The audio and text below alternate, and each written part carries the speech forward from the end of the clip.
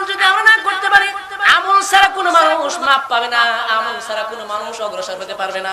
এই জন্য আল্লাহর এক বান্দা বলে, আমল সে বানতি হে জান্নাত ফি জাহান্নাম ভি, এ খাকে ফিতরত মে না নূরি হায় না নারী, এ খাকে ফিতরত মে না নূরি হায় না নারী।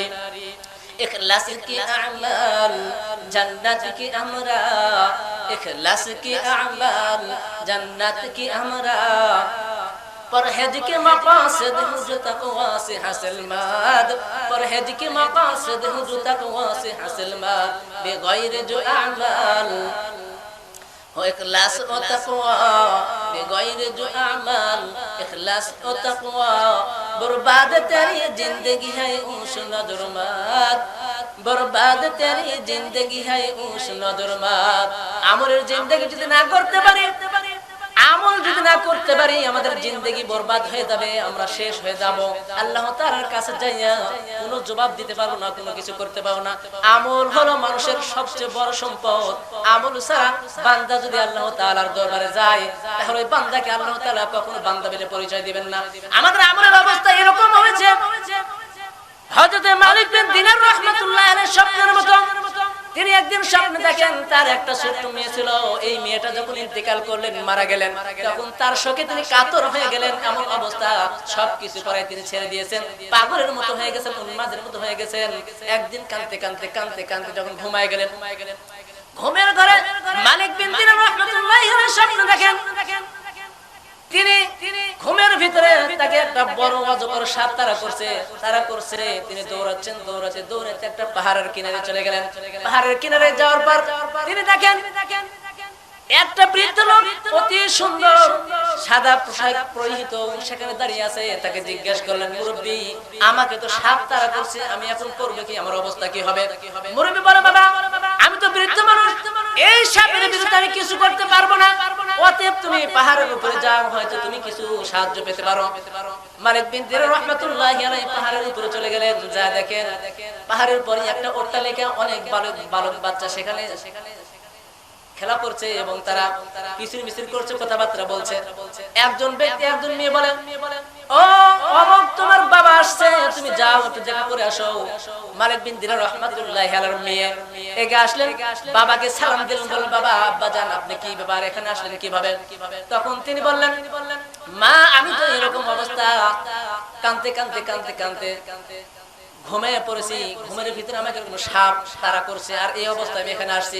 তখন বলেন, বাবা, আপনি আপনার আমল কম করেছেন, যার কারণে আমার সঙ্গে আপনি কাঁদছেন, আমল কম করেছেন, যার কারণে আপনার আমলটা কমজোর হয়েছে, আর আপনার বদ আমল জোর শক্তিশালী হয়েছে, আর এই বদ আমলটা আপনাকে অজগর সাপ হয়ে আপনাকে তাড়া করছে।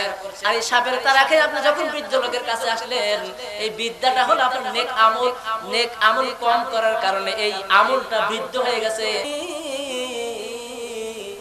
तू खुदा बंदे यमीनी, तू खुदा बंदे असारी, तू खुदा बंदे जमीनी, तू खुदा बंदे समाई, तू करीमी, तू रहीमी, तू समीई, तू बसीरी, तू जलीलुल जबरूत, तू अमीरुल उमराई, ला इलाहा इल्लल्लाह, ला इलाहा इल्लल्लाह, لا إله إلا الله, لا إله إلا الله, لا إله إلا الله, لا إله إلا الله।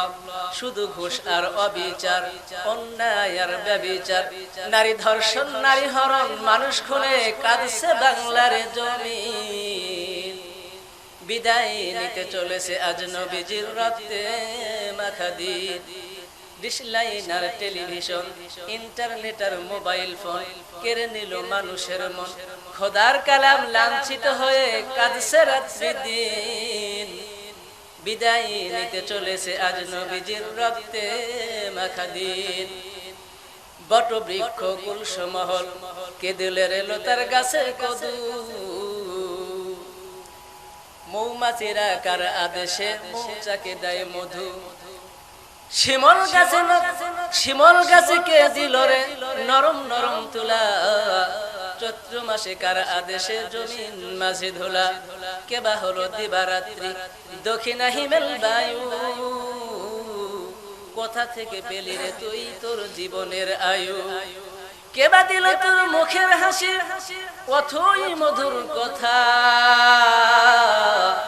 কেমনে রে তুই বুঝতে পারিস আপন জনের ব্যথা, মাঠের তরে কে বিছানো সবুজ শ্যামল ছবি, সকাল বেলায় কে উঠায় রে আবির রাঙ্গা রবি, সকাল বেলায় কে উঠায় রে আবির রাঙ্গা রবি, পাখির কণ্ঠে কে দিল রে মিষ্টি মধুর গান,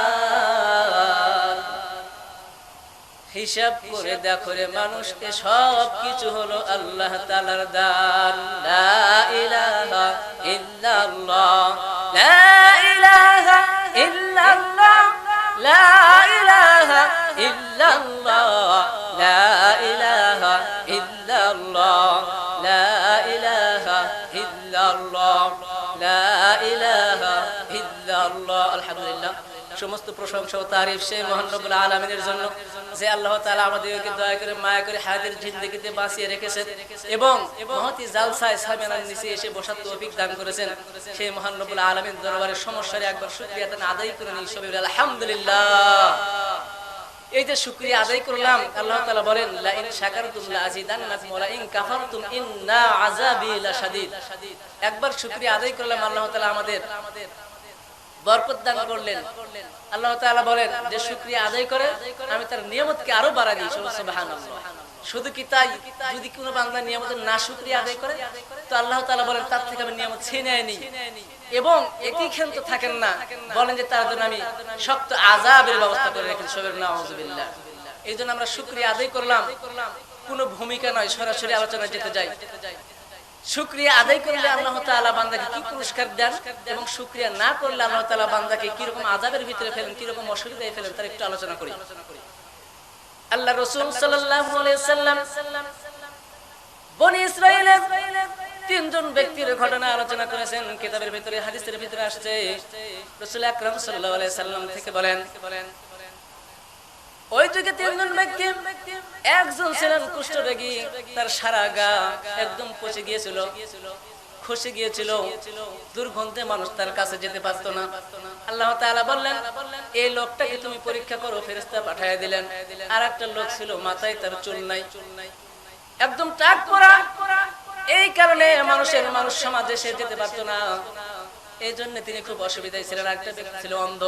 আল্লাহ তাআলা ফেরেশতা পাঠিয়ে দিয়ে বললেন এই তিন ব্যক্তিকে পরীক্ষা করে আসো, তাদের অবস্থা একটু দেখা যাক।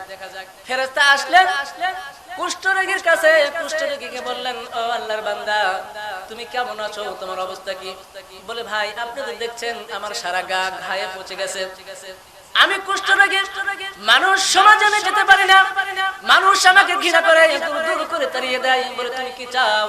বলে আল্লাহ তাআলা যদি আমার শরীরকে সুস্থ করে দিত, ভালো করে দিত, তাহলে আমি বড় উপকৃত হতাম, বড় আমি অসুবিধা থেকে বেঁচে যেতাম। আল্লাহ তাআলার ফেরেশতা তার সমস্ত গায়ে হাত বুলিয়ে দিলেন, সমস্ত কুষ্ঠরোগ ভালো হয়ে গেল। এখন বলতেছেন আল্লাহর বান্দা তুমি কি চাও? দুনিয়ার ভিতরে তুমি এমন কি মাল চাও যা পেলে তুমি খুশি হও? আল্লাহর বান্দা বলেন আমি একটা উট পেলে অত্যন্ত খুশি হয়ে যেতাম। আল্লাহর ফেরেশতা একটা গর্ভবতী উট নিয়ে তাকে দিলেন এবং বরকতের জন্য দোয়া করে চলে গেলেন। সামনে গেলেন, মাথায় টাক পরা ব্যক্তির কাছে, ভাই আপনি কি চান, আপনি কেমন আছেন? বলে আমার মাথার টাক পরার কারণে আমি অসুবিধায় আছি, আমার মাথায় কোনো চুল নাই, মানুষ আমাকে ঘৃণা করে, মানুষ সমাজে আমি যেতে পারি না, আমি অনেক লজ্জিত। যদি আমার মাথায় চুল গজাইতো, আমি মানুষ সমাজে ভালোভাবে চলাফেরা করতে পারতাম, আমার ভালো লাগতো। আল্লাহর ফেরেশতা তার মাথায় হাত বুলিয়ে দিলেন, সঙ্গে সঙ্গে মাথায় চুল গজে গেল এবং তারই অসুবিধা থেকে তিনি বেঁচে গেলেন। আল্লাহর ফেরেশতা বলেন ও আল্লাহর বান্দা তুমি কি চাও? দুনিয়ার কোনো সম্পদ চাও নাকি? তখন তিনি বললেন আমাকে একটা যদি গাভী দেওয়া হতো আমি আল্লাহ তাআলার কাছে খুব খুশি হয়ে যেতাম। আল্লাহর ফেরেশতা গর্ভবতী একটা গাভী নিয়ে এসে তার কাছে দিলেন এবং বরকতের জন্য দোয়া করলেন। এখান থেকে তিনি চলে গেলেন। যাওয়ার পর এই অন্ধ ব্যক্তির কাছে যা বলেন, ভাই আপনি কেমন আছেন, আপনার অবস্থা কি? বলে, ভাই আপনি তো দেখতেছেন আমি অন্ধ ব্যক্তি, সামনে মোরা বিবি ছেলে সন্তান থাকা সত্ত্বেও আমি তাদেরকে চোখে দেখতে পারি না, ভালো মন্দ কোনো কিছু আমি বুঝতে পারি না, দুনিয়ার আলো কি জিনিস আমি বুঝি না। আমার যদি চক্ষু ভালো হতো আমি ভালোভাবে চলাফেরা করতে পারতাম, আমি বড় উপকৃত হতাম। আল্লাহর ফেরেশতা সঙ্গে সঙ্গে তার চোখে হাত বুলিয়ে দিলেন, তার হাতটা ভালো, তার চোখটা ভালো হয়ে গেল। সবাই বলেন সুবহানাল্লাহ। বললেন, তুমি কোন দিনের কোন সম্পর্ক চাও? এই অন্ধ লোকটি বলেন, ভাই জান আমাকে যদি একটা বকরি দেওয়া হতো আমি খুব উপকৃত হতাম। আল্লাহর ফেরেশতা তাকে একটা গর্ভবতী বকরি নিয়ে এসে বরকতের জন্য দোয়া করলেন। এবার তিনি চলে গেলেন। অনেক দিন হয়ে যায়, এই ব্যক্তিরা অত্যন্ত সম্পদশালী হয়ে গেল, টাকা পয়সা ওয়ালা হয়ে গেল, তাদের উটের পাল বৃদ্ধি পেল, আর একজনের গরুর পাল বৃদ্ধি পেল, বকরির পাল বৃদ্ধি পেয়ে গেল। এবার তারা অনেক ধনাত্ম ব্যক্তি হয়ে গেলেন। আল্লাহ তাআলার পরীক্ষাও শুরু হয়ে গেল।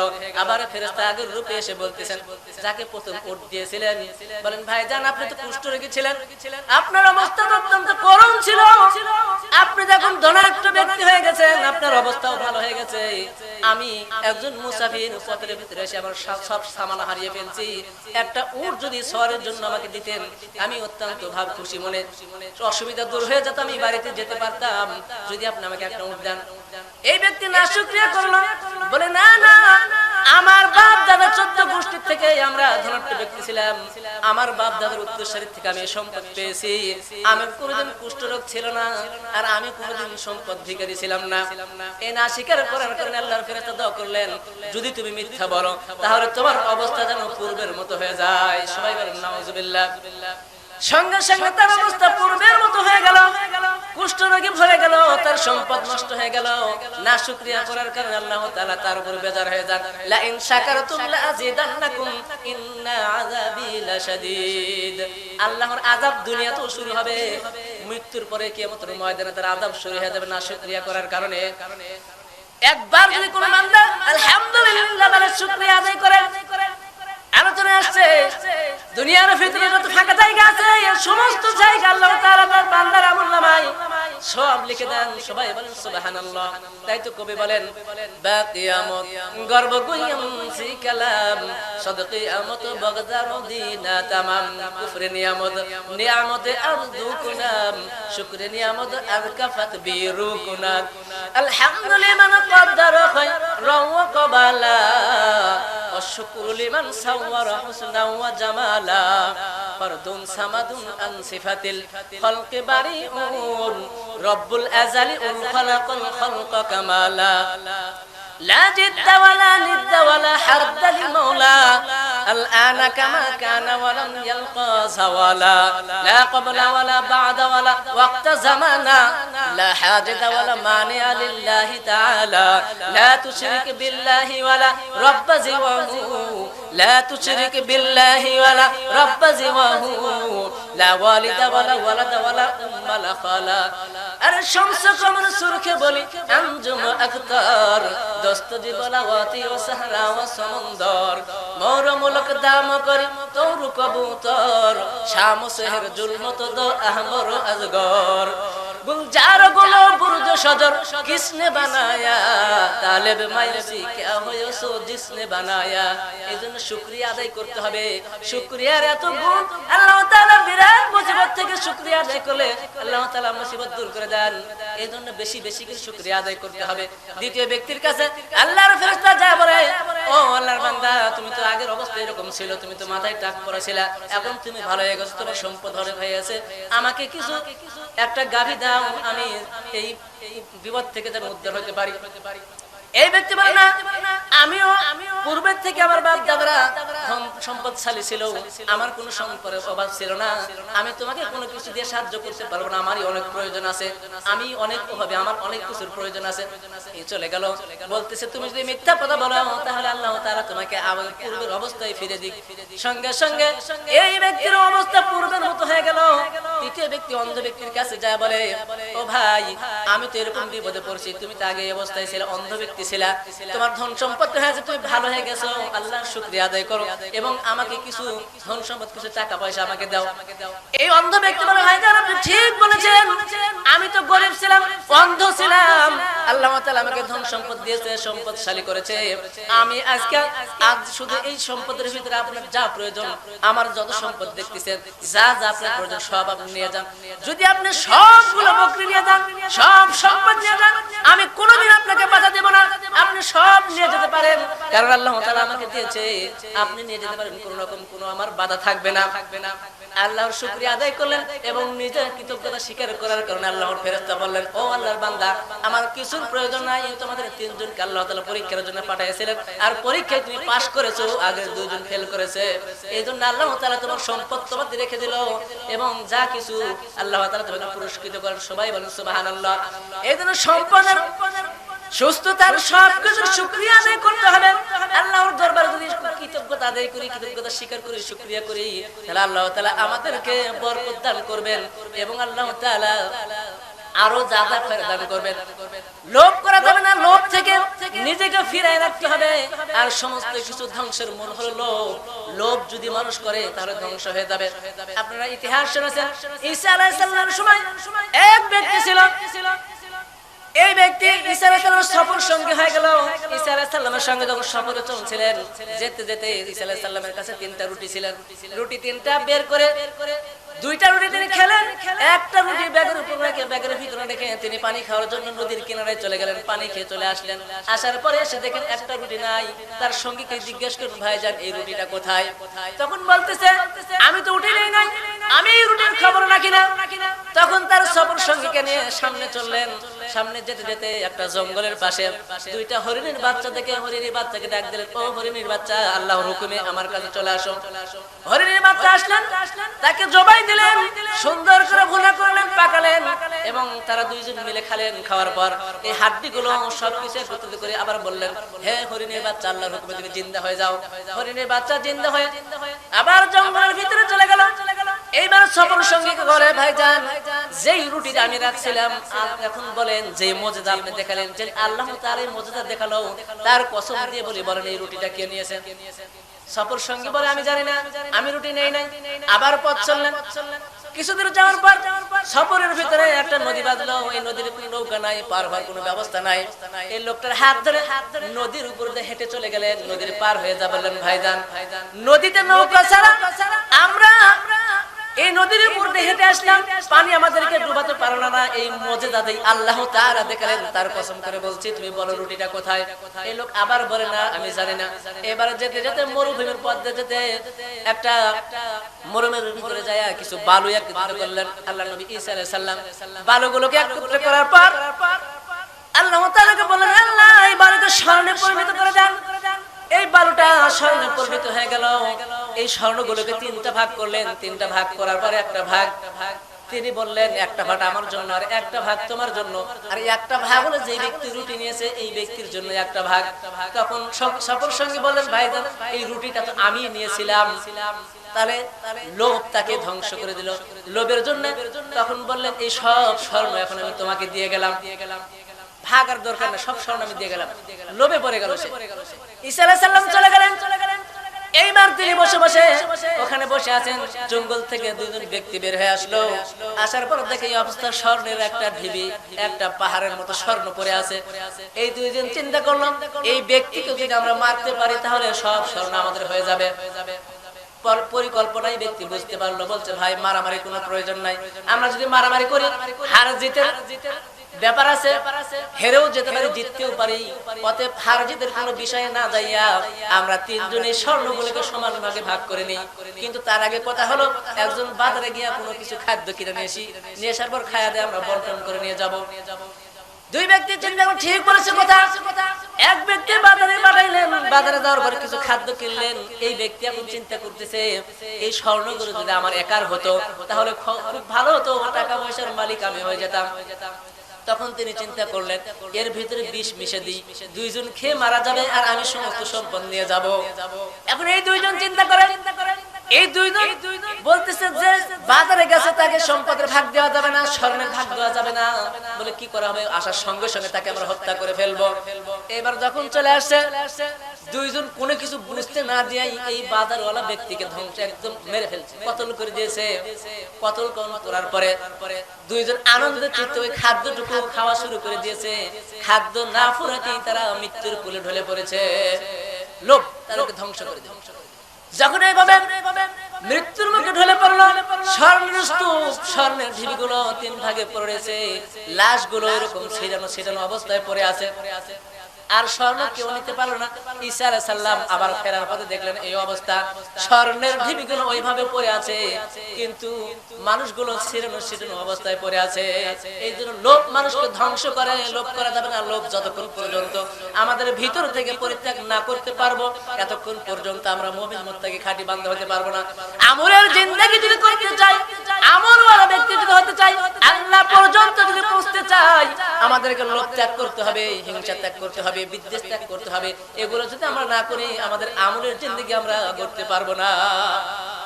ধারাবাহিক ভাবে কোন মানুষ যদি 5টি কাজ করে, আর এই 5টি কাজ আল্লাহর বান্দাকে আল্লাহর ওলি পর্যন্ত পৌঁছে দিতে পারে।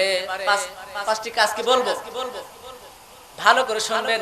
ধারাবাহিক 5টি কাজ হলো, 1 নম্বরে সমস্ত গুনার কাজ ছাড়তে হবে, সমস্ত গুনার কাজ ছাড়তে হবে। 2 নম্বরে ফরজ আমলগুলো করতে হবে। 3 নম্বরে সমস্ত ওয়াজিব আমল করতে হবে। 4 নম্বরে সমস্ত সুন্নাত মুআক্কাদা আমল করতে হবে। 5 নম্বরে সুন্নাতে জায়েদা, সুন্নাতে মুআক্কাদা, নফল মুস্তাহাবের আমল করতে হবে। আর এই 5টা আমল যদি কোনো বান্দা করতে পারে আল্লাহর ওলিতে পরিণত হয়ে যাবে। আমি যে আয়াত তেলাওয়াত করেছি, আয়াতে আল্লাহ তাআলা বলেন, আলা ইন্না আউলিয়া আল্লাহ লা খাউফুন আলাইহিম ওয়া লা হুম ইয়াহজানুন। যারা আল্লাহর ওলি হবে এই পাবে, আর যারা আল্লাহর ওলি হয়ে যাবে আল্লাহর ওলিদের কোনো ভয় থাকবে না। সেই কিয়ামতের ময়দানে কোনো ভয় থাকবে না, হাসরের ময়দানে কোনো ভয় থাকবে না, কোন জায়গায় ভয় থাকবে না। কিন্তু এই আয়াতের তরজমাটা আলেমরা অন্য ভাবে বলে, কিন্তু আমি বলতে চাই ভয় অবশ্যই আছে, ভয় অবশ্যই করবে, কিন্তু ভয়ের যেটা কার্যক্রম আল্লাহর পক্ষ থেকে, এই ভয়ের কার্যকারিতাটা হবে না। একটু পরে জান দিচ্ছি, লা ইলাহা ইল্লাল্লাহ, লা ইলাহা, আল্লাহ তাআলার কাছে একদম খাঁটি বান্দা হিসেবে কবুল হয়ে যাবে। আমল যদি আমরা না করতে পারি, আমল ছাড়া কোনো মানুষ মাপ পাবে না, আমল ছাড়া কোনো মানুষ অগ্রসর হতে পারবে না। এই জন্য আল্লাহর এক বান্দা বলে, আমাল সে বানতি হে জান্নাত ফি জাহান্নাম ভি, এ খাকে ফিতরত মে না নূরি হায় না নারী, এ খাকে ফিতরত মে না নূরি হায় না নারী। इखलास की अमाल जन्नत की हमरा, इखलास की अमाल जन्नत की हमरा, परहेज के मकासद जो तकवा से हासिल माद, परहेज के मकासद जो तकवा से हासिल माद, बेगैर जो अमाल हो इखलास ओ तकवा, बेगैर जो अमाल इखलास ओ तकवा, बर्बाद तेरी जिंदगी है उस नदरमाद, बर्बाद तेरी जिंदगी है उस नदरमाद। আমলের জিন্দেগি যদি না করতে পারি, আমল যদি না করতে পারি, আমাদের জিন্দেগি বরবাদ হয়ে যাবে, আমরা শেষ হয়ে যাব। আল্লাহ তাআলার কাছে যাইয়া কোনো জবাব দিতে পারবো না, কোনো কিছু করতে পারবো না। আমল হলো মানুষের সবচেয়ে বড় সম্পদ। আমল ছাড়া বান্দা যদি আল্লাহ তাআলার দরবারে যায়, তাহলে ওই বান্দাকে আল্লাহ তাআলা কখনো বান্দা বলে পরিচয় দিবেন না। আমাদের আমলের অবস্থা এরকম হয়েছে, হযরত মালিক বিন দিনার রাহমাতুল্লাহ আলাইহি স্বপ্নের মতো, তিনি একদিন স্বপ্নে দেখেন তার একটা ছোট্ট মেয়ে ছিল, এই মেয়েটা যখন ইন্তেকাল করলেন, মারা গেলেন, তখন তার শোকে তিনি কাতর হয়ে গেলেন। এমন অবস্থা, সবকিছু পরে তিনি ছেড়ে দিয়েছেন, পাগলের মতো হয়ে গেছেন, উন্মাদের মতো হয়ে গেছেন। একদিন কাঁদতে কাঁদতে কাঁদতে কাঁদতে যখন ঘুমায় গেলেন, ঘুমের ঘরে মালিক বিন দিনার রাহমাতুল্লাহি আলাইহি স্বপ্ন দেখেন, তিনি ঘুমের ভিতরে তাকে একটা বড় অজগর সাপ তারা করছে, তিনি দৌড়াতে একটা পাহাড়ের কিনারে চলে গেলেন। পাহাড়ের কিনারে যাওয়ার পর তিনি দেখেন একটা বৃদ্ধ লোক অতি সুন্দর সাদা পোশাক পরিহিত সেখানে দাঁড়িয়ে আছে। তাকে জিজ্ঞাসা করলেন, মুরব্বি, আমাকে তো সাপ তারা করছে, আমি এখন করবো কি, আমার অবস্থা কি হবে? মুরব্বি বলে, বাবা, আমি তো বৃদ্ধ মানুষ, এই সাপের বিরুদ্ধে আমি কিছু করতে পারবো না। ও অতএব তুমি পাহাড়ের উপরে যাও, হয়তো তুমি কিছু সাহায্য পেতে পারো। মালিক বিন দিনার রাহমাতুল্লাহি আলাইহি পাহাড়ের উপরে চলে গেলেন। যা দেখেন পাহাড়ের পরে একটা অট্টালিকা, অনেক বালক বাচ্চা সেখানে খেলা করছে এবং তারা কিচির মিচির করছে, কথাবার্তা বলছে। একজন ব্যক্তি একজন মেয়ে বলেন, ও অমুক তোমার বাবা আসছে, তুমি যাও একটু দেখা করে আসো। মালিক বিন দিনার রাহমাতুল্লাহি আলাইহির মেয়ে এগিয়ে আসলেন, বাবাকে সালাম দিলেন, বললেন বাবা আব্বা জান আপনি কি ব্যাপার এখানে আসলেন কিভাবে? তখন তিনি বললেন, মা আমি তো এরকম অবস্থা, কাঁদতে কাঁদতে কাঁদতে কাঁদতে ঘুমিয়ে পড়েছি, ঘুমের ভিতরে আমাকে কোনো সাপ তাড়া করছে, আর এই অবস্থায় আমি এখানে আসছি। তখন বলেন বাবা আপনি আপনার আমল কম করেছেন, যার কারণে আমার সঙ্গে আপনি কাঁদছেন। আমল কম করেছেন যার কারণে আপনার আমলটা কমজোর হয়েছে, আর আপনার বদ আমল জোর শক্তিশালী হয়েছে। আর এই বদ আমলটা আপনাকে অজগর সাপ হয়ে আপনাকে তাড়া করছে। আর এই সাপের তাড়া খেয়ে আপনি যখন বৃদ্ধ লোকের কাছে আসলেন, এই বিদ্যাটা হলো আপনার নেক আমল কম করার কারণে এই আমলটা বৃদ্ধ হয়ে গেছে, যার কারণে বদ আমলের সাথে নেক আমল পেরে ওঠে নাই। আমাদের অবস্থা তো এরকম, আমরা শুধু গুনার কাজ করি, গুনার কাজ করে নেকের কাজ করি না, যার কারণে আমাদের অবস্থা এরকম হয়েছে। আমাদের অবস্থা তো এরকম হওয়ার কথা, কারণ নেক আমলের ধারে কাছেও যেতে চাই না। আমলের জিন্দেগি করে জান্নাতি মানুষ হিসেবে করে উঠবো, এটা আমরা চাই না। আমাদের অবস্থা তো এরকম এক রাখালের মতো। রাসূল সাল্লাল্লাহু আলাইহি ওয়াসাল্লাম আমাদেরকে হাদিস দিয়েছে, আল্লাহ তাআলা কোরআন দিয়েছে। কোরআন অনুযায়ী আমরা জিন্দেগি যাপন করি না, হাদিস অনুযায়ী জিন্দেগি যাপন করি না। এরকম ওই ছেলেটাও পিতা মাতার সন্তান। মা একদিন বললেন, ও আমার ছেলে তুমি যাও বাজারে যাও একটু কেরোসিন তেল নিয়ে এসো। মাতার থেকে হুকুম পেয়ে তিনি বাড়ি থেকে বের হলেন। বাবার সঙ্গে দেখা, বাবা বলেন বাবা আমি এক জায়গায় যাচ্ছি, আমার আসতে দেরি হবে, তুমি সরাত থেকে গরুগুলো বাসায় নিয়ে আসবা। দুই দিনের দুই হুকুম শোনার পর তখন তিনি কি করলেন, বের হলেন বাড়ি থেকে। রাস্তা পার হয়ে যখন সরার ভিতরে আসলেন, এসে দেখেন অনেক লোক খেলা করছে, অনেকগুলো ছেলে পেলে খেলা করছে। খেলার মত্ত পেয়ে তখন তিনি তাদের সাথে খেলা শুরু করলেন।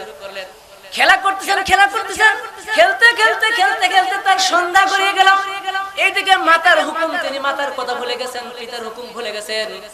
সন্ধ্যার পর যখন খেলা ভঙ্গ হয়ে গেল, তখন তিনি খেয়াল করলেন মা আমাকে কেরোসিন তেল নিয়ে যেতে বলছিল, রাত্রিতে বন্ধ করে থাকতে হবে যদি কেরোসিন তেল না নিয়ে যায়। পিতা হুকুম করেছেন বাড়িতে গরুগুলো না নিয়ে গেলে বাঘে খেয়ে ফেলবে। এই হুকুম তখন তার এই খেয়াল হয়েছে। খেয়াল যখন হয়ে গেল, বাজারে যায় দেখে সমস্ত দোকান বন্ধ হয়ে গেছে, আর কেরোসিন তেল পায় না। চোরার ভিতরে যায় দেখে গরুগুলো বাঘে খেয়ে ফেলছে। গরুগুলো বাড়িতে নিয়ে যেতে পারে না, ছেলেটা বাড়িতেও যেতে পারতেছে না, কারণ বাড়িতে গেলে গরুর জন্য পিতা বকবে, মারবে, এবং কেরোসিন তেল নিয়ে যায় নাই যার জন্য মাও তাকে বকবে। এই সন্তানটা কোথায় যাবে? কোনো জায়গায় যাওয়ার উপায় নাই। আমরা তো এরকম হয়ে গেছি। আল্লাহ তাআলা কোরআন দিয়েছেন, কোরআন অনুযায়ী জিন্দেগি যাপন করতেছি না। আল্লাহর নবীর হাদিস দিয়েছেন, হাদিস অনুযায়ী আমরা চলতেছি না। কার কাছে যাই কিয়ামতের ময়দানে আমরা দাঁড়াবো? মৌতের বিছানায় যখন শুয়ে যাব, তখন আমরা কার কাছে দাঁড়াবো? দাঁড়ানোর কোনো বুদ্ধি নাই। রাসূল সাল্লাল্লাহু আলাইহি ওয়াসাল্লাম বলবেন, যাও তুমি আমার উম্মত নয়। আল্লাহ তাআলা বান্দা পেলে বান্দাকে পরিচয় দিবে না, শুধু নেক আমল দেখবে। নেক আমল যদি আমরা করে না নিয়ে যেতে পারি, তাহলে আমাদের অবস্থা কি হবে? কারণ আমরা তো কবরের যাত্রী। আল্লাহ রাসূল সাল্লাল্লাহু আলাইহি ওয়াসাল্লাম বলেন, ইসমাশিদা ফাইন্নাকা বাইয়িন, প্রত্যেক মানুষকে মৃত্যুর বরণ করতে হবে, মৃত্যুর স্বাদ গ্রহণ করতে হবে। আল্লাহ তাআলা কালামে পাকের ভিতরে বলেন, কুল্লু নাফসিন যায়িকাতুল মাউত, প্রাণ নিয়ে যে ব্যক্তি এসেছে, প্রত্যেক ব্যক্তিকে, প্রত্যেক নফসকে একদিন মৃত্যুর স্বাদ গ্রহণ করতে হবে। এটা শুধু মানুষের ক্ষেত্রে নয়, কুকুরও মরবে, গরুও মরবে, পাগলি যত কিছু আছে সব কিছু মরবে, কিন্তু কাহারও হিসাব হবে না, একমাত্র বান্দা মানুষের হিসাব হবে। এই জন্য হিসাব দেওয়া লাগবে। হিসাব দেওয়ার ভয়ে যে বান্দা নেক আমল করবে, আল্লাহ তাআলা বলেন, ওয়ামান খাফা মাকাম রাব্বিহি ওয়া নাহান নাফসা আনিল হাওয়া ফাইন্নাল জান্নাতা হিয়াল মাওয়া। নেক আমল যদি আল্লাহ তাআলার কাছে দাঁড়ানো লাগবে, হিসাব দিতে হবে। এই ভয়ে যদি কোন বান্দা নেক আমল করে, আল্লাহ তাআলা ওই বান্দাকে maaf করে জান্নাতের অংশীদার বানায় দিবেন। সবাই বলুন সুবহানাল্লাহ। আমাদের তো মৃত্যুবরণ করতে হবে। রাসূল সাল্লাল্লাহু আলাইহি ওয়াসাল্লাম সেই কথাই বলেছেন, ইসমাশিতা ফাইন্নাকা বাইয়িন, তোমার যতদিন মন চায় তুমি বাঁচলা, কিন্তু মৃত্যুর সাথে তোমাকে গ্রহণ করতে হবে। ওয়াহিদ মাশিতা ফাইন্নাকা মুফারিকু, দুনিয়ার যে বস্তু তুমি ভালোবাসো, ওই বস্তু ছেড়ে তোমাকে যেতেই হবে। তুমি তোমার বিবিকে ভালোবাসো, বিবিকে ছেড়ে তোমাকে যেতেই হবে। পিতামাতাকে ভালোবাসো, পিতামাতাকে ছেড়ে তোমাকে যেতেই হবে। দুনিয়ার টাকা পয়সা, ধন সম্পত্তি, বাড়ি গাড়ি, যা কিছু তুমি ভালোবাসো, সব কিছু ছেড়ে তোমাকে একদিন পরে পরে যেতেই হবে, তুমি কিন্তু মৃত্যু ছাড়া বাঁচতে পারবে না। কোথায় চলছো? তাই কবি বলেন, কদম ছুঁয়ে আমার কদম নজর ছুঁয়ে দুনিয়া, কিধর যা রাহা है কিধর দেখতা है, কিধর যা রাহা है কিধর দেখতা है। কোথায় যাবা? কোন দিকে যাওয়ার পথ নাই। মৌতের জন্য বিছানায় শুতে হবে, কবরের বাড়িতে যেতেই হবে। এজন্য যেদিকে যান কবর কিন্তু হবে আপনার ঠিকানা। মৃত্যু থেকে কেউ বাঁচতে পারবেন না। বাঁচতে পারবেন কি? তাই কোন এক আল্লাহর ওলি বলেন, दोस्त को यारों के अंदर से उसके लेती हो, मौत से माने नहीं डर, माने ना कोई पास माँ, मौत से माने नहीं डर, माने ना कोई पास माँ। मौत जाहिल फर्ज हालत से नहीं करती रहम, इल्म फर आलिम की भी उसको नहीं तरस जवाब। মৃত্যু কোন মূর্খকে মূর্খ মনে রেখে যাবে না, কোন আলেমকে কোন শিক্ষিতকে শিক্ষিত মনে করে রেখে যাবে না। মৃত্যু মূর্খকেও ধরবে, আলেমকেও ধরবে। মৃত্যু ছাড়া কেউ বাঁচতে পারবে না। দুনিয়ায় কি থাকতে পারবে? থাকা যাবে? থাকার জায়গা নাকি? দুনিয়া থাকার জায়গা না, একদিন যেতে হবে। তাই তো আল্লাহর বান্দা আরো শক্তি করে বলেন, সুখতুল আম্বিয়া হামরা कैसे बाकी नमी मनद बजुजात मुकद्दस का देरे कायमी सुंदने। আর শক্তি করে বলেছেন, আল্লাহ রাসূল যেহেতু চলে গেছেন, আমরাও দুনিয়াতে থাকতে পারবো না, আমাদেরকেও এই দুনিয়া ছেড়ে চলে যেতে হবে। মৃত্যুর পরে মৃত্যুর কবরের ভিতরে আমাদেরকে শুতেই হবে। তাই তো আরো শক্তি করে বলেন, আল্লাহর বান্দা মৃত্যু যেমন তাকে ধরবে, অতএব নেক আমল ছাড়া যদি কোনো বান্দা কবরের বিছানায় শুয়ে যায়, তাহলে তার অবস্থাটা কি হবে একবার চিন্তা করে দেখো। মৃত্যু সব মানুষই চিন্তা করেছেন, মৃত্যু ছাড়া কেউ বাঁচতে পারবে না। বাদশা হারুন রশিদ মৃত্যুর বিছানায় শুয়ে, তাকে বাহরুল নামে এক বুজুর্গ ছিল, তিনি আত্মবল প্রকৃতির আল্লাহ ওয়ালা ছিলেন। বাদশা হারুন রশিদের দরবারে তিনি সব সময় যেতেন। তার উন্মুক্ত ছিল। বাদশা হারুন রশিদ তার পরিবারকে বলে রাখলেন, এই আল্লাহর ওলি যখন আসতে চায় তখন তাকে আসতে দিবা, কোনো বাধা দিবা না। যদি বাধা দাও কিন্তু তোমাদের খবর আছে বলে রাখলেন। অনায়াসে যাওয়া আসি করে। একদিন বাদশা একটা সুন্দর কারুকার্যের লাঠি নিয়ে নাড়াচাড়া করতেছেন, আর দেখতেছেন এদিকে বাহরুল সরাসরি বারাজ দরবারে ঢুকে গেলেন। দেখেন বাদশা একটা কারুকার্যওয়ালা লাঠি নিয়ে নাড়াচাড়া করতেছেন। বাদশা নামদার বাহরুল পাগলাকে দেখে, এই বাহরুল আল্লাহর ওলিকে দেখে বলতেছেন মশকরা সহিত, বাহরুল আমি তোমাকে একটা কাজ দিতে চাই, এই কাজটা তুমি সঠিকভাবে পালন করতে পারবা নাকি? বাহরুল বলে, হুজুর আপনি বলেই দেখুন আমি কি করতে পারি না পারি, আগে কি কাজ দিবেন সেটা আমাকে বলুন। বলে এই লাঠিটা তোমাকে আমি আমানত স্বরূপ দিতে চাই, তোমার চেয়ে আহাম্মক বোকা যেই লোক সেই লোকটাকে এই লাঠি তুমি দিয়ে দিবা। বলো এই কাজ ঠিক আছে, আমি আপনার হুকুম পালন করার চেষ্টা করব। বাহরুল চলে গেলেন। অনেকদিন হয়ে যায়, বাহরুল আর দরবারে খোঁজ নেয় না।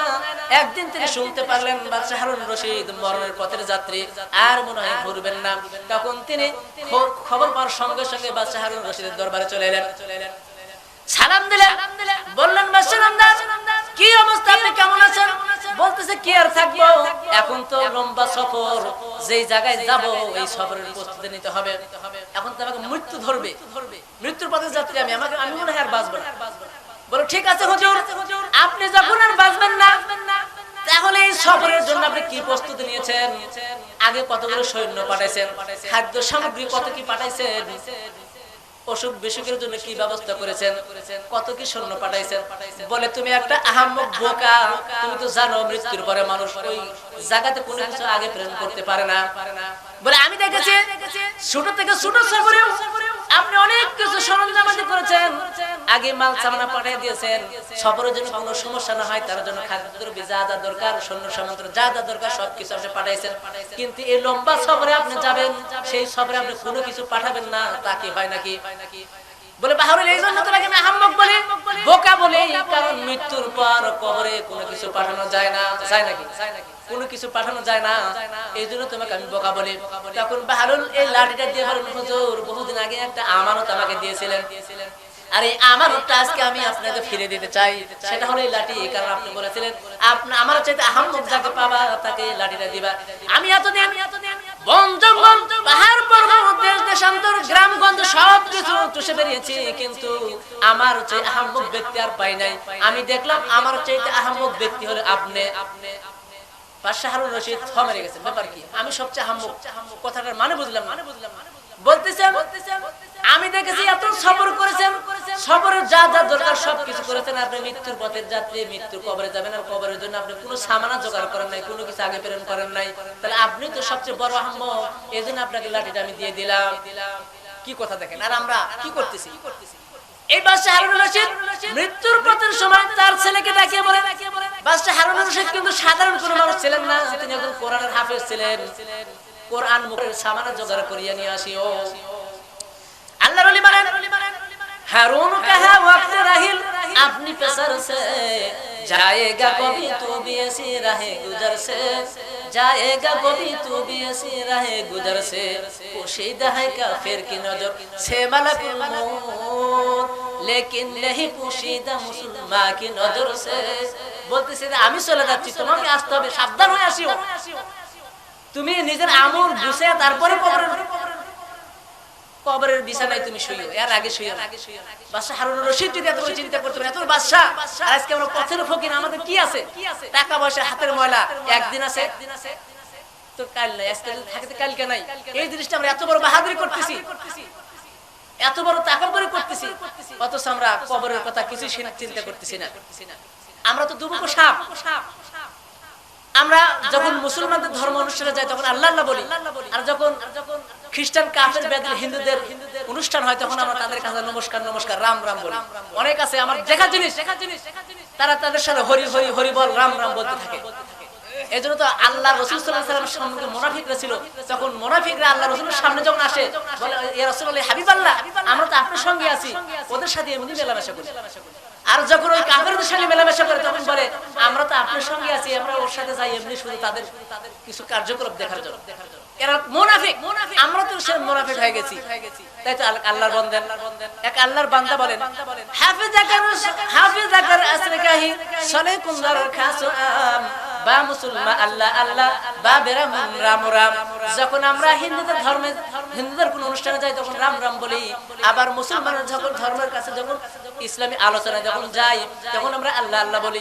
এই যে আমাদের দাদা আসতেছে 26 তারিখে, আমরা অনেকে তার কাছে হাত জোড় করব, রাম রাম বলবো, কিন্তু আবার যখন আমাদের ধর্মীয় অনুষ্ঠানে আসবো তখন ঠিকই আল্লাহ আল্লাহ বলবো, আল্লাহ আল্লাহ বলবো, একটু টাচ দিলাম। এই জন্য সাবধান হয়ে যান, সাবধান হয়ে যান।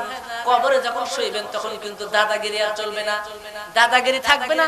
আপনাকে কিন্তু কবরের বিছানায় যখন শুইতে হবে তখন কিন্তু টাকা পয়সা, বাড়ি গাড়ি, অহংকার কোনো কিছু দিয়ে কাম হবে না।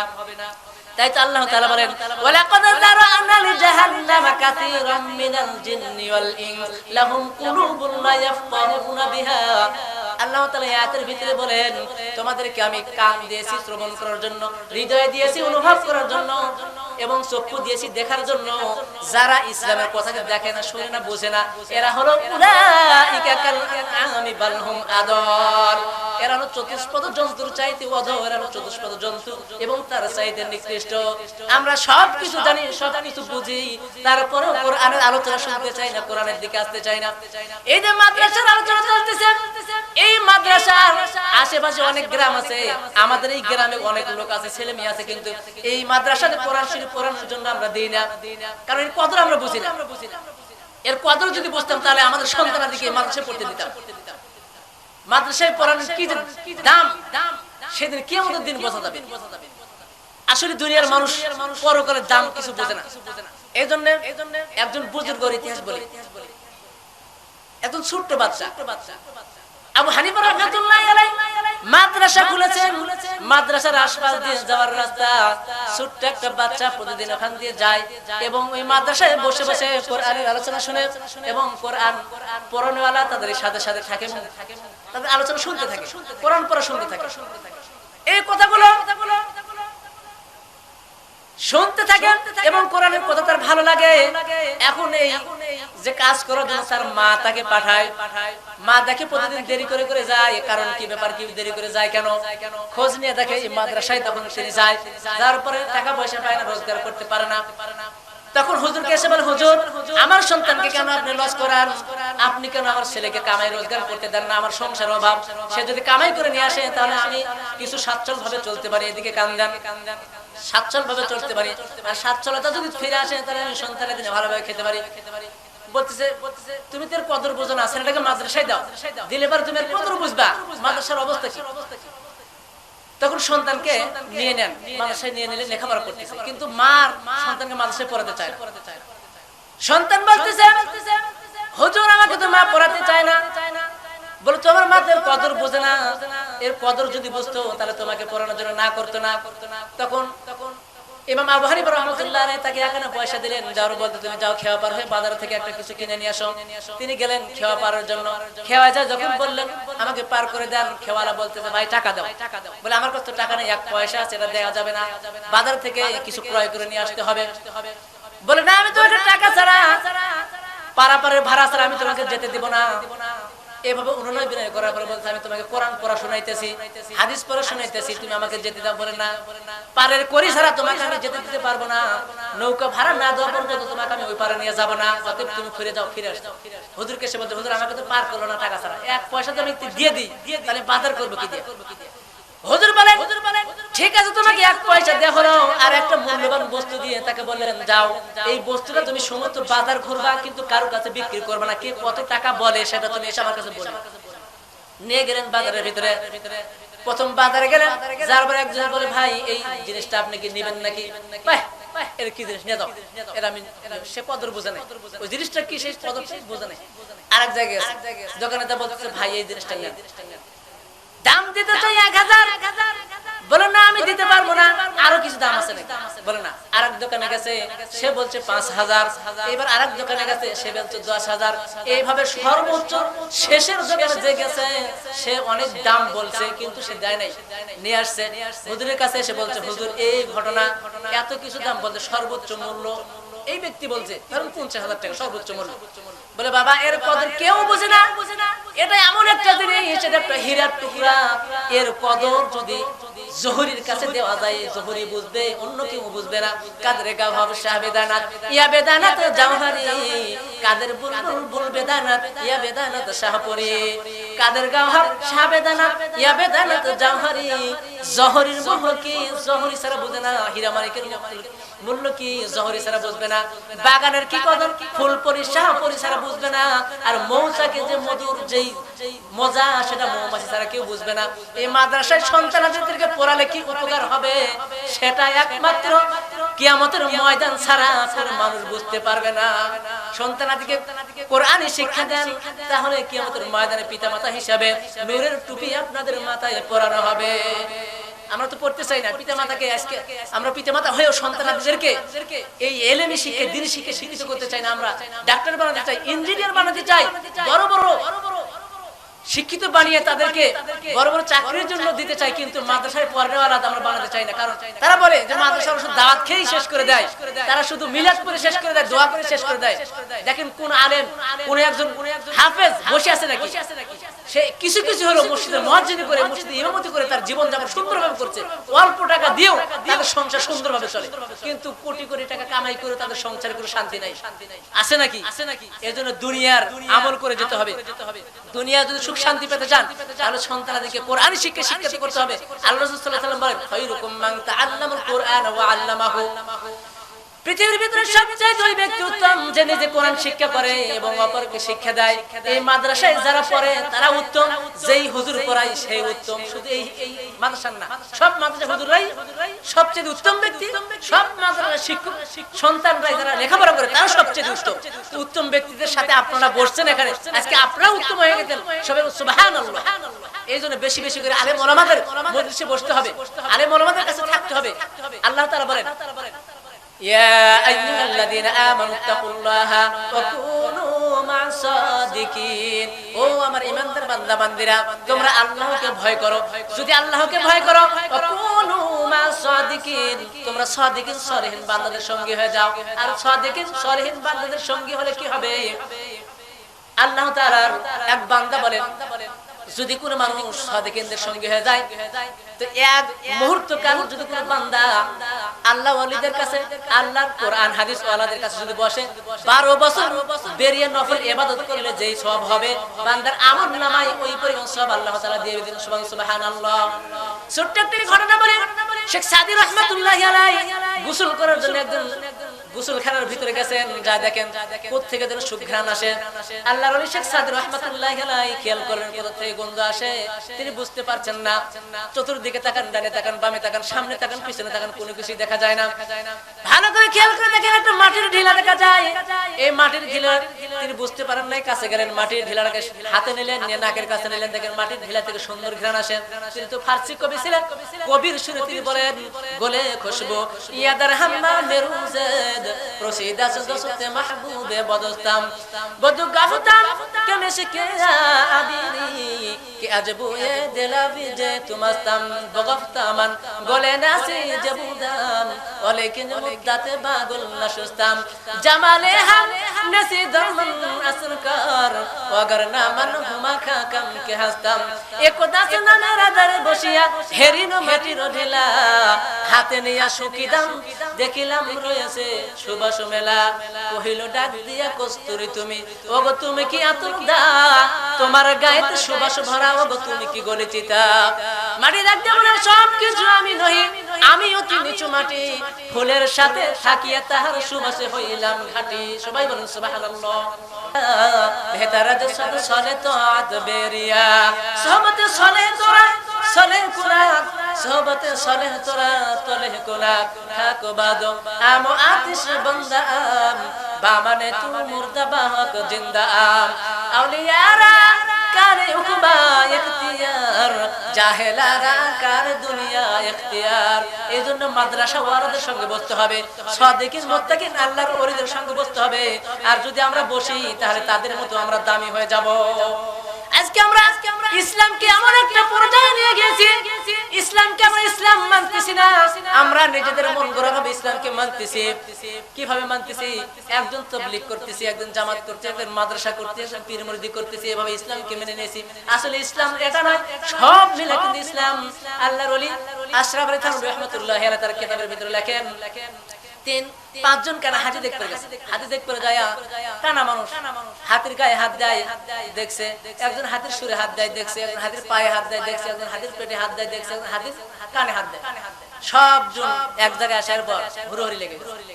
বলে তুই হাতি কেমন দেখলি? বলে আমি তো দেখলাম কুলার মতো। আরেকজন বলে না না তুই দেখিস না, আমি তো দেখলাম হাতি থাম্বার মতো পা দেখেছে, আর একজন কানে হাত দিয়েছে বলে কুলার মতো দেখেছি, একজন লেজে হাত দিয়েছে বলে আমি দড়ির মতো দেখেছি, একজন গায়ে হাত দিয়েছে বলে আমি ওয়ালের মতো দেখেছি। এ নিয়ে তারা গুন্ডগাল কেসাল লেগে যায়, হুড়োহুড়ি বাড়াবার লেগে দিয়েছে। এইবার ভালো একজন মানুষ তাদের পাশ দিয়ে যাচ্ছে, বলতে ভাইজান তোমরা মারামারি করছো কেন, কেসাল করছো কেন, ব্যাপারটা কি? বলে এরকম দেখেন আমরা হাতি দেখেছি, কিন্তু ও বলছে থাম্বার মতো, ও বলছে কাশির মতো, ও বলছে দড়ির মতো, ও বলছে কুলার মতো। তখন এই ভালো ব্যক্তিটা, চোখরা ব্যক্তিটা বলে ভাইজান আপনারা সবাই হাতি ঠিকই দেখেছেন, কিন্তু আপনারা যা যা দেখেছেন সমস্ত কিছু মিলা হলো একটা হাতি। আর আমরা ইসলামকে আজকে এরকম মেনে নিয়েছি, এরকম বুঝেছি যে লম্বা টুপির মধ্যে ইসলাম, পাঁচ কল্লির মধ্যে ইসলাম, পাঞ্জাবের মধ্যে ইসলাম, তাবলীগ জামাতের মধ্যে ইসলাম, পীর মুরিদের মধ্যে ইসলাম, মসজিদ মাদ্রাসার মধ্যে ইসলাম। আসলে এই সব কিছুর মধ্যে হলো ইসলাম। আল্লাহ তাআলা বলেন ইয়া আইয়ুহাল্লাযীনা আমানু দুখুলু ফিস-সিলমি কাফা, ইসলামের ভিতরে পরিপূর্ণভাবে দাখিল হয়ে যেতে হবে। পর্দা মানবেন, নামাজ পড়বেন না তা হবে না, নামাজ পড়বেন পর্দা মানবেন না তা হবে না, পর্দা করবেন নামাজ পড়বেন যাকাত দিবেন না তা হবে না, সব কিছু করবেন সুদ ছাড়বেন না তাও হবে না। সব কিছু আল্লাহ তাআলা কোরআন অনুযায়ী যে করবে সেই হলো ইসলামের গণ্ডির ভিতরে আছে। এইজন্য আমাদেরকে ইসলামের উপরে পুরোপুরি ভাবে আসতে হবে এবং ইসলামের ভিতরে সম্পূর্ণভাবে দাখিল হয়ে যেতে হবে। আর আমরা আজকে যেরকম আমরা ভাইরা ইসলাম কি এরকম মেনে নিয়েছি, আমাদের মা বোনদের সম্পর্কে দুটো একটা কথা বলতে চাই। আমাদের মা বোনরাও আজকে আমাদের মতোই তারাও ভুল করছে সমান অধিকারের নামে। তারা বলতেছে পুরুষরা যতটুকু অধিকার আমাদেরও ততটুকু অধিকার, এরকম রাস্তায় নেমে নেমে তারা চলে গান দিচ্ছে। আমি বলতে চাই আশরাফ আলী থানভী রাহমাতুল্লাহ একটা ঘটনার থেকে তারা যখন সমান অধিকারের কথা বলে, আমি তখন এই উদাহরণ দিয়ে বলি, রাজার বাড়ি একটা হাতি ছিল আর ছিল একটা বকরি। তারা দুইজন চলে গেলেন এবং হাতিটা বাঁশ ধরে চলে গেলেন। যাওয়ার পরে বাঁশের আগাটা টেনে নিয়ে আসলেন। আসার পর তিনি ইচ্ছা মতো তার খাওয়া শুরু করছে। সঙ্গে এই বকরিটাও খাচ্ছে, কিন্তু বকরির গলাটায় দড়ি আছে। সে পাক পারতেছে আর খাচ্ছে, ঘুরতেছে আর খাচ্ছে, খেতে খেতে তার দড়িটা প্যাঁচ লেগে গেছে। এখন হাতি ডাকতে বলে ভাই বকরি, আমি কষ্ট করে পেরে নিয়ে আসলাম, টাইনা নিয়ে আসলাম আর তুমি আমার খাদ্যটা খাচ্ছ, কারণ কি? তখন বকরি বলে, ভাইজান খবরদার খবরদার, তুমি একটু হুঁশ করিও, তুমি আজার বাড়ির হাতি আর আমি রাজার বাড়ির বকরি, পাওয়ার কিন্তু দুজনের সমান, অধিকার কিন্তু সমান। আমাদের মা বোনরা এরকম বলে, পুরুষের যতটুকু অধিকার আর আমাদেরও ততটুকু অধিকার, কিন্তু পরিণতিটা কি? যখন হাতির খাওয়া শেষ, হাতি তো বাঁশটা ছেড়ে দিয়েছে, বাঁশটা একদম সড়ক করে আকাশে উঠে গেছে, বকরির অবস্থাটা কি হবে একটু বলুন? আকাশে উঠে গেছে, এখন ম্যা করতেছে। এখন হাতি বলে, যখন বকরি বলে ম্যা, হাতি কয় ক্যা, অবস্থা কি? হাতি বলতে কে? হাতি কোন সমান অধিকার বললেন, এখন ম্যা কও কে? কি অবস্থা এখন বলো? আমাদের মা বোনদের অবস্থা তো এরকম।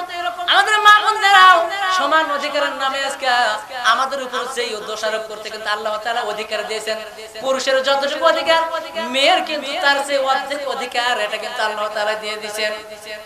এজন্য আমরা যদি অধিকার আদায় করতে চাই, তাহলে কিন্তু কোরআন হাদিসের বিরুদ্ধে হয়ে যাবে।